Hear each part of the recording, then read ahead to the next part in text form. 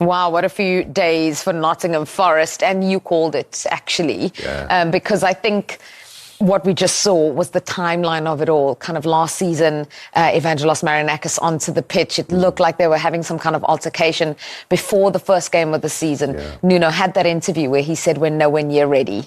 Then the next week, talking about the fact that the relationship had broken down, and then game 3, and he's gone. What a timeline.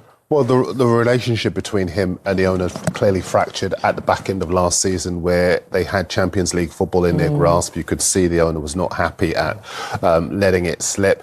A lot of people have criticised him for it, but I don't have a problem with that. You own the club. You empower somebody to deliver something that would have been transformative for the club financially and in terms of their stature as a club that's won the European Cup before twice. And I think as far as Marinakis is concerned, he probably did see the big nights at the City ground in his dreams, and then suddenly it's gone. So I can understand why he would be emotional about that. As far as Nuno is concerned, he did do a good job in relative terms, but when you're talking about the fine margins, and this guy knows, having won the league with Blackburn, unfashionable club, suddenly coming and upsetting the elite, you get the job done. Kenny Dalglish got that particular job done. And when somebody doesn't do that, the brutal nature of elite level football is that you get someone who you believe can. I'll probably surprise you, but I do agree with you. From a manager's point of view, normally a manager will stick up for him. You cannot go public. He knows Marinakis. He knows him better than most of us. Yeah? You cannot go in front of the cameras and talk about your boss like that. If you do that, there's a good chance you're going to lose your job. And that's exactly what's happened to him. And it was almost, and I hate to say it, as if he got what he wanted in the end. Edu's come in. It's up to the owner to decide the structure of the club. Edu's come in, whereas previously Nuno was dealing with Marinakis regarding signings. Edu's come in, he's put his nose out of joint, and he doesn't like it. But unfortunately, you've got to get on with it. Absolutely. If the tail keeps wagging the dog, nothing will ever happen. You got to be the boss. Marinakis is the boss, and he's showing him, I'm the boss, and now I've got a new man coming in there. It will be very interesting. This is not Nuno in front of the cameras. This is Ange Postecoglou. He's a delight for all of us because he gives us sound bites time and time again. Yes. But he talks from the heart. He speaks from the heart, just like the owner. It could be the perfect marriage, or it might not last very long. Oof. OK, well, Ange Postecoglou spoke about how he felt about taking the Forest job and trying to win a trophy in his first season. Yeah, really excited. I mean, it's obviously great to be in charge of a club with such a storied history, who I firmly believe are on their way up, and I think it's a great place for me to be. If you asked me at the start of the year, would Nottingham Forest would be a possibility, I would have said to you, no way, because, the job that Nuno had done and the trajectory the club was on. But, it presented itself, and I said I was happy to take it. And, in terms of the style question, again, look, it's pretty familiar territory for me. It was a similar when I took over at Spurs. They wanted to change kind of the way they played, but it's a little bit different this time, obviously, with me taking over, 3 games into the season. It'll be a gradual process. I love creating things that are lasting. I think every club I've been to, I'd like to think I'll be welcomed back because I think I've left a mark. And that's what I want to do here. But again, all that sort of takes time. I think the one thing that, the fans will know with me is that, I've set my mind to do something. I'll see it through, and hopefully I can bring some special times to the football club. Well, we know you win a trophy in your second season. I won a couple in my first as well. Celtic, I won a double in my first year, so there you go. You're going to win one in your first time. Yeah, well, of course I can. Yeah. I mean, I may have to have a second year here, mate. And Postecoglou with the quotes. Put it on a T-shirt.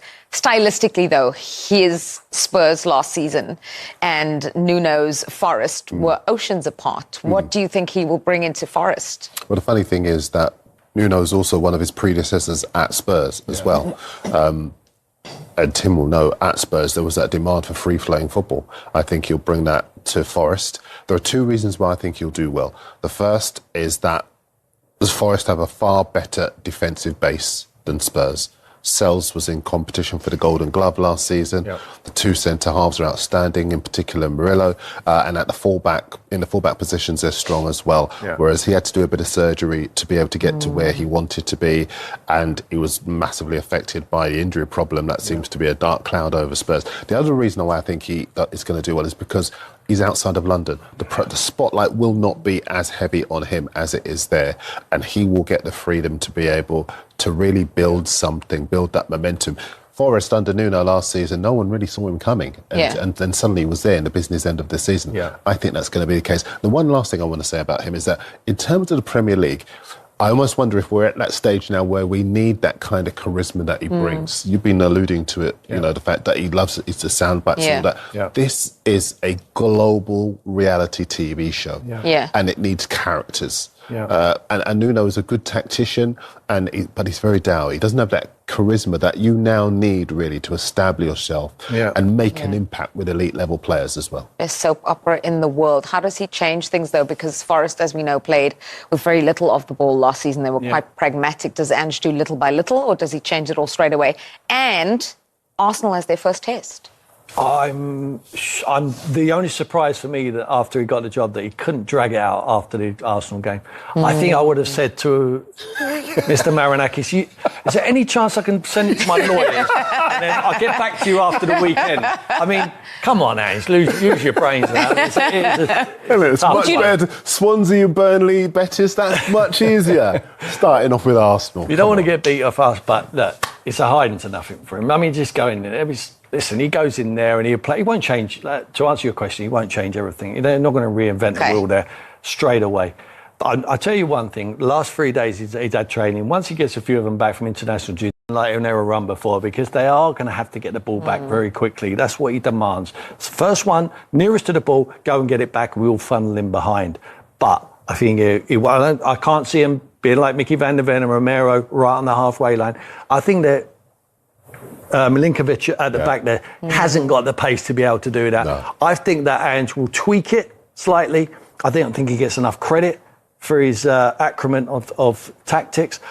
The guys know what he's doing, and I think it's good. A really encouraging appointment for Nottingham Forest. I really do. Yeah.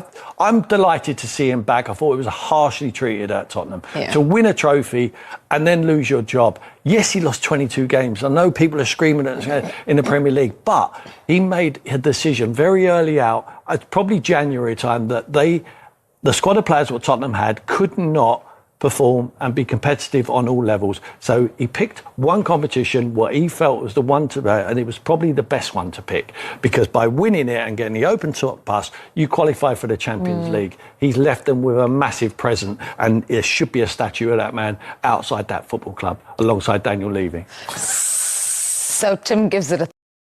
Arsenal will take on Nottingham Forest as the Premier League returns following the international break. The Gunners will take on the Forest side at the Emirates in the lunchtime kickoff on Saturday. Arsenal manager Mikel Arteta has confirmed that Bukayo Saka will miss the Premier League match against Nottingham Forest as he continues to recover from a hamstring injury. Saka is working hard on specific recovery training and progressing well, but his return will depend on how he responds once his workload increases. Arteta also said Saka's availability for the upcoming Champions League opener against Athletic Bilbao and the next Premier League game against Manchester City is still uncertain, with no return date yet confirmed. Bukayo's still out and Hez trying to get back as quick as possible, but we need to respect that process, the boss said on Friday afternoon. Hez evolving really well, with very specific work at the moment, and the moment we increase that load, let's see how he reacts, Arteta said at the pre-match press conference. Regarding William Saliba, Arteta revealed that Saliba participated in training ahead of the Forest match, and Arsenal staff will decide on his inclusion in the lineup. Saliba had been dealing with an ankle injury sustained during the warm-up of a recent loss against Liverpool. His return is being managed carefully, especially with upcoming midweek games. Willie trained today, so we'll have a decision to make whether we play him or not. Very good news.